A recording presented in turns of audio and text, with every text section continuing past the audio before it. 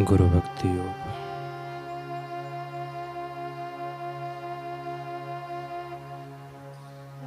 फल की आसक्ति रहित शुद्ध हृदय की गुरु भक्ति से मुक्ति प्राप्त होती है। शोक एवं भय से मुक्ति हो, ऐसे गुरु के चरण कमल के सानिध्य में जाओ। अपने देवी गुरु के चरण कमलों में अपना हृदय रख दो।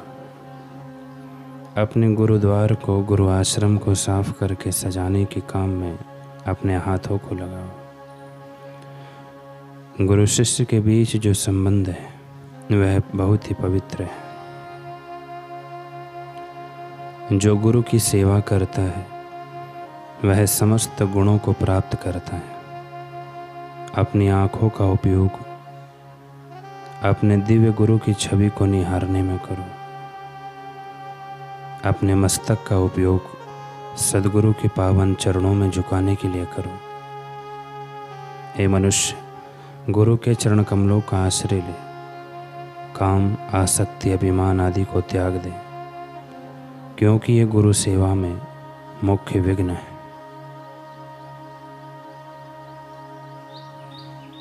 कोई भी तृष्णा से रहित भक्तिभाव पूर्वक गुरु की भक्ति करो तो आपको उनकी कृपा प्राप्त होगी।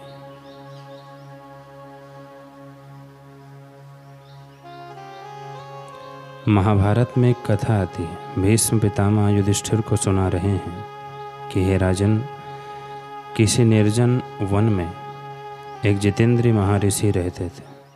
वे सिद्धि से संपन्न, सदा सद्गुण में स्थित, सभी प्राणियों की बोली एवं मनोभावों को जानने वाले थे।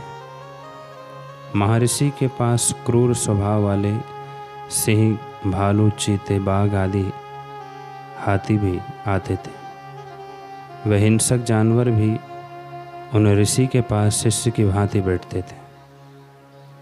एक कुत्ता उन मुनि में ऐसा अनुरक्त था कि वह कुत्ता उनको छोड़कर कहीं नहीं जाता था। एक दिन एक चीता उस कुत्ते को खाने आया। कुत्ते ने महर्षि से कहा, भगवान, यह चीता मुझे मार डालना चाहता है। आप कुछ ऐसा करिए कि जिससे मुझे इस चीते से भय ना हो। मुनि ने कहा, बेटा, इस चीते से तुम्हें भयभीत नहीं होना चाहिए। लो, मैं तुम्हें चीता बना देता हूँ। मुनि ने उसे चीता बना दिया। उसे देखकर दूसरे चीते को विरोधी भाव दूर हो गया और वह लौट गया। एक दिन भूखे बाघ ने उस चीते का पीछा किया। वह पुनः ऋषि के शरण में आया। इस बार ऋषि ने उसे बाघ बना दिया तो जंगली बाघ उसे मार न सका। एक दिन बाघ ने अपनी तरफ एक हाथी को आते देखा। वह भयभीत होकर फिर ऋषि की शरण में गया। मुनि ने उसे हाथी बना दिया तो जंगली हाथी भाग गया। राजन, कुछ दिन बाद वहाँ केसरी सिंह आया। उसे देखकर हाथी भय से पीड़ित हो ऋषि के पास गया तो अब ऋषि ने उसे सिंह बना दिया। उसे देखकर जंगली सिंह डर कर भाग गया। एक दिन वहाँ सभी प्राणियों का हिंसक सर्प आ गया, जिसके 8 पैर और ऊपर की ओर नेत्र थे।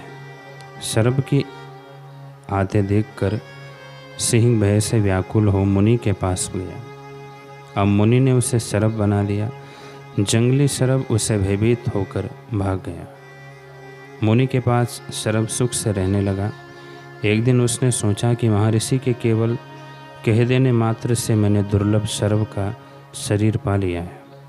दूसरे भी बहुत से मृग और पक्षी हैं जो अन्य भयानक जानवरों से भयभीत रहते हैं। यह मुनि उनको भी सर्प का शरीर प्रदान कर दे तो किसी दूसरे जीव पर भी ये प्रसन्न हो और उसे भी ऐसा ही बल दे दे तो कैसे काम चलेगा। पहले मैं महर्षि का ही वध कर डालता हूँ, क्योंकि अब इस वन में सबसे बलवान मैं हूँ। उस कृतज्ञ सर्प का मनोभाव जानकर महाज्ञानी मुनीश्वर बोले, यद्यपि तू नीच कुल में पैदा हुआ था तो भी मैंने स्नेहवश तेरा परित्याग नहीं किया। और अब हे पापी, तो इस प्रकार मेरी हत्या करना चाहता है, अतः तो पुनः कुत्ता हो जा। कुत्ते की भी जाति को तूने शर्मसार कर दिया है।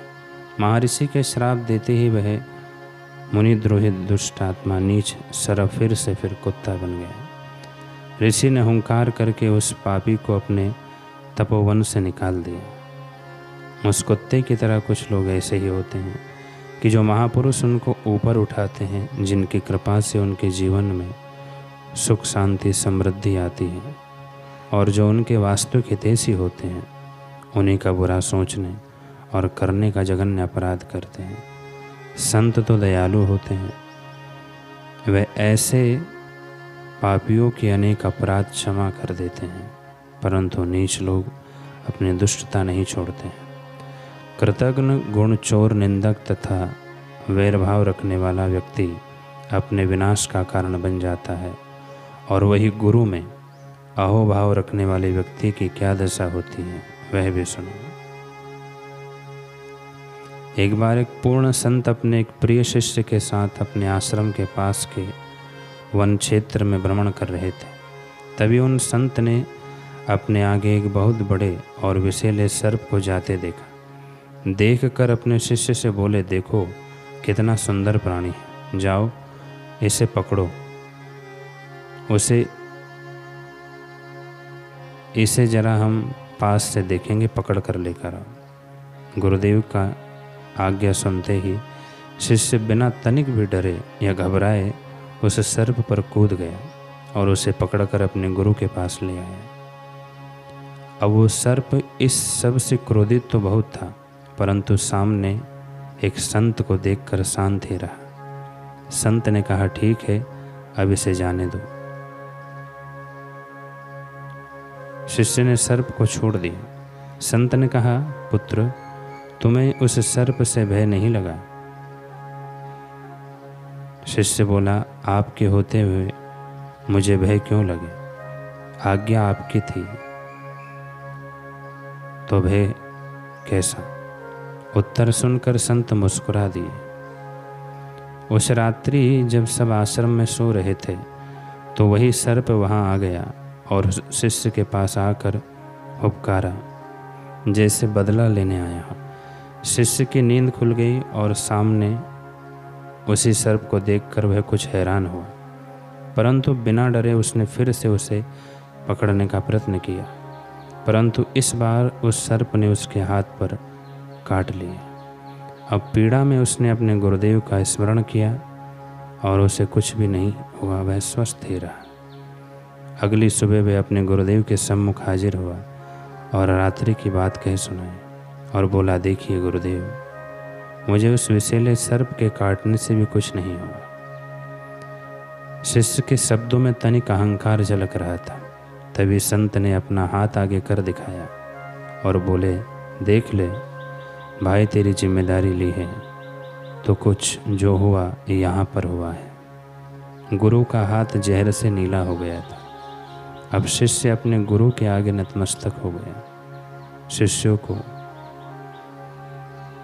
हो ना हो, परंतु गुरु को सदैव अपने शिष्यों का ध्यान रहता ही है।